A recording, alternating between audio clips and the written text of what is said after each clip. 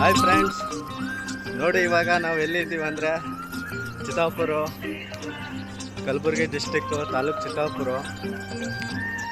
ಇವತ್ತಿನ ದಿನ ತುಂಬ ಮಳೆ ಅಂದರೆ ತುಂಬ ಮಳೆ ಇದೆ. ನಾಗವಿ ಯಲ್ಲಮ್ಮ ರೋಡು.